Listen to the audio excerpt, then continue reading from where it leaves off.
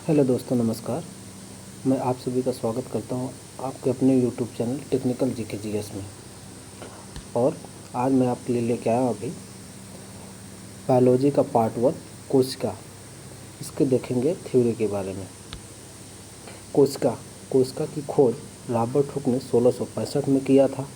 इन्होंने जो कोशिका की खोज किया था, कार्क के छाल में निर्जीव कोशिका की खोज किया था। सजीव कोशिका की खोज किसने किया था? तो लीवेनहॉक ने किया था। लीवेनहॉक ने सजीव कोशिका की खोज किया था, माइक्रोप्लाज्मा नामक जीवाणु में किया था। समझ में आया ना? कोशिका का अध्ययन जो होता है ये साइटोलॉजी कहा जाता है। कोशिका का अध्ययन साइटोलॉजी कहा जाता है। सबसे बड़ी कोशिका की बात करेंगे तो शुतुरमुर्ग के अंडे की होती है, जो कि 1250 ग्राम का होता है। छोटी कोशिका की बात करेंगे, सबसे छोटी कोशिका तो माइक्रोप्लाज्मा होती है। माइक्रोप्लाज्मा सबसे छोटी कोशिका होती है।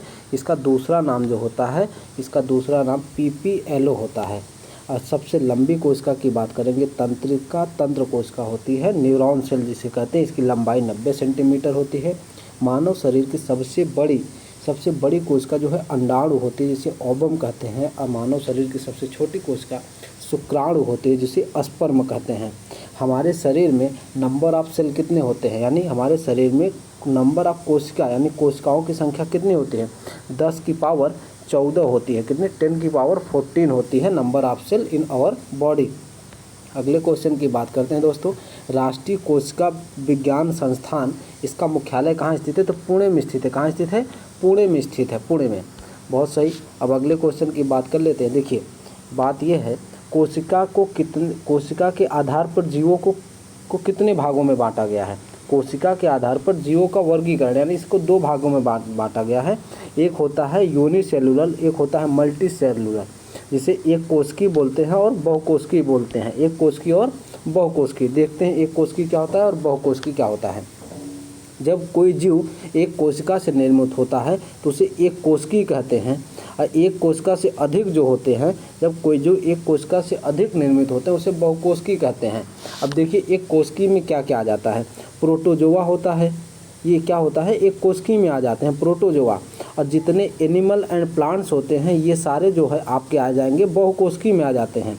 और देखिए, अमीबा भी हो गया, ये एक कोशिकी हो गया। पैरामीशियम यूग्लिना, तो ये 4 ही याद रखिए, बहुत इंपॉर्टेंट होते हैं। प्रोटोजोआ, अमीबा, पैरामीशियम यूग्लिना, और एक बात करेंगे नील हरित शैवाल की। ये जो होते हैं एक कोशिकी होते हैं। और अगले देखिए बात करते हैं कोशिका सिद्धांत। कोशिका सिद्धांत की खोज किसने किया था? तो स्लाइडेन और स्वान ने किया था 1839 में। कोशिका सिद्धांत दिए हुए थे। देखिए, अब बात करते हैं कोशिका जो होता है, कोई भी जीव एक और मोर देन 1 कोशिका से मिलकर बना होता है। किसी भी जीव में सभी कोशिका एक दूसरे के परस्पर सहयोग से कार्य करते। कोई ऐसा नहीं होता कि जो मतलब अकेले कार्य कर लेगा। अकेले कोई कार्य नहीं करता, एक दूसरे के सहयोग से ही कोशिका जो है कार्य करते हैं। समझ में आई बात ना? अगले क्वेश्चन की देखिए बात करते हैं। केंद्रक जो होता है, केंद्रक is the major part of cell. कोशिका का सबसे महत्वपूर्ण भाग क्या होता है? केंद्रक होता है। क्या होता है? केंद्रक। अब केंद्रक की खोज की बात कर लेंगे हम। केंद्रक की खोज जो है रॉबर्ट ब्राउन ने किया था। किसने किया था? केंद्रक की खोज रॉबर्ट ब्राउन ने 1831 में किया था। यही बात देखेंगे, कोशिका का मस्तिष्क किसे कहा जाता है? The brain of the cell. ये किसे कहा जाता है? केंद्रक को ही कहा जाता है। अब देखिए, बहुत इंपॉर्टेंट क्वेश्चन है। वायरस जो होता है, वायरस सेल थ्योरी कोशिका सिद्धांत का पालन नहीं करता है। ये इंपॉर्टेंट क्वेश्चन है, कई बार आया हुआ है एग्जाम में। सेल थ्योरी कोशिका सिद्धांत का पालन कौन नहीं करता है? तो वायरस जो होता है कोशिका सिद्धांत का पालन नहीं करता है। अब देखिए, कोशिका के विभाजन के बारे में हम देखते हैं। कोशिका का विभाजन कैसे कैसे हुआ है और किस प्रकार हुआ है। कोशिका का विभाजन 2 प्रकार से हुआ है, एक प्रोकैरियोटिक सेल, एक यूकैरियोटिक सेल। एक हुआ प्रोकैरियोटिक और यूकैरियोटिक। देखिए, प्रोकैरियोटिक क्या होते हैं? ये अनडेवलप्ड सेल होते हैं। ये अनडेवलप्ड सेल होते हैं, इसमें केंद्रक नहीं पाया जाता। और यही यूकैरियोटिक की बात करेंगे। देखिए, जब ये अनडेवलप्ड सेल हुए तो वो जो होगा यूकैरियोटिक, ये डेवलप्ड सेल होगा और इसमें केंद्रक नहीं पाया जाता है। किसमें? प्रोकैरियोटिक में केंद्रक नहीं पाया जाता और केंद्रक झिल्ली भी नहीं पाया जाता है। ठीक है। और इसमें जो होते हैं स्मॉल साइज के होते हैं। क्या होते हैं? ये स्मॉल साइज जो छोटे होते हैं, इसमें गुणसूत्र पाया जाता है। देखिए, प्रोकैरियोटिक में गुणसूत्रों की संख्या 1 पाई जाती है। कितनी पाई जाती है? 1 पाई जाती है। यही जो है यूकैरियोटिक की बात करेंगे। देखिए प्रोकैरियोटिक तो अनडेवलप्ड सेल है और यूकैरियोटिक डेवलप्ड सेल है, ये विकसित होते हैं। यूकैरियोटिक विकसित होते हैं, इसमें केंद्रक और केंद्रक झिल्ली दोनों पाए जाते हैं। देखिए प्रोकैरियोटिक तो छोटे साइज के होते हैं, तो यूकैरियोटिक जाहिर सी बात है ये बिग साइज के होंगे, बड़े साइज के होते हैं।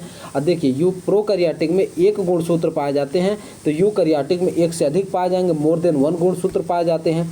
ये इंपॉर्टेंट बात है, यूकैरियोटिक में हिस्टोन नामक प्रोटीन बनता है। क्या बनता है? हिस्टोन नामक प्रोटीन बनता है। और प्रोकैरियोटिक में हिस्टोन नामक प्रोटीन नहीं पाया जाता। हिस्टोन नामक प्रोटीन नहीं पाया जाता, इसी वजह से जो है इसमें केंद्रक और केंद्रक झिल्ली नहीं पाए जाते हैं। प्रोकैरियोटिक में 70S प्रकार के राइबोसोम पाए जाते हैं। 70S प्रकार का मैंने देखिए विषम में जाएगा तो वो सारे जो है प्रोकैरियोटिक में, कोई ज़रूरी नहीं है कि 70S प्रकार के हैं। 50S प्रकार के, 30S प्रकार के, 90S प्रकार के, 110S प्रकार के, ये सारे किस में पाए जाएंगे? प्रोकैरियोटिक में। जिसने ऑड नंबर पाएंगे ये प्रोकैरियोटिक में पाएंगे। और देखिए यूकैरियोटिक की बात करेंगे, जितने सम डिजिट पाएंगे जैसे 80S प्रकार के, 40S प्रकार के, 60S प्रकार के, ये सारे आपके जो है यूकैरियोटिक सेल में पाए जाते हैं। मानो किस में आ जाते हैं? तो ये हमेशा यूकैरियोटिक में आएंगे, ये बात ध्यान रखिएगा। देखिए अगले बात करते हैं हम। देखिए अब देखिए animal cell and plant cell, इसका अंतर जान लेते हैं हम। एनिमल सेल और प्लांट सेल यानी जंतु कोशिका और पादप कोशिका के बीच अंतर क्या है? देखिए जंतु कोशिका और पादप कोशिका, ये बेहतरीन क्वेश्चन है, इसका मतलब हमेशा आते हैं इससे आप छाटने को आ जाएंगे। देखिए पहले सबसे पहले एनिमल सेल, देखिए एनिमल सेल ये क्या होते हैं? देखिए ये होते हैं, पहली बात तो ये गोलाकार होते हैं। क्या होते हैं? वृत्ताकार या गोलाकार होते हैं। अब देखिए जैसे ही आपने वृत्ताकार बनाया तो सबसे बाहरी परत, इसे क्या बोलते हैं?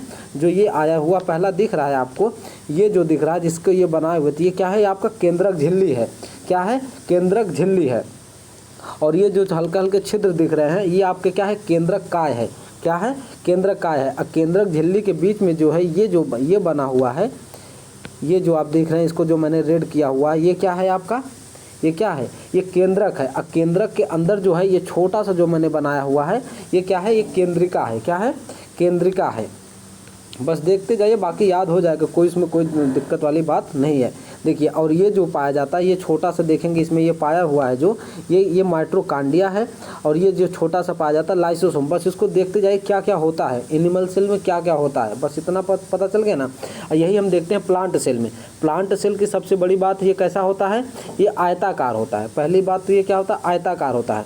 सबसे देखिए ये आयताकार होता है, तो ये आयताकार होता है। इसमें देखो दोनों चीज़ सेल है, इसमें भी देखिए सेल वाल मिलता है। सबसे बड़ी बात है कि प्लांट सेल में सेल वाल मिलता है और केंद्रक कोशिका झिल्ली भी मिलती है, केंद्रक भी मिलते हैं। अब इन दोनों को डिफरेंस की बात कर लेते हैं, किसका मतलब क्या पाया जाता है। देखिए सबसे पहले केंद्रिका की खोज किसने किया था?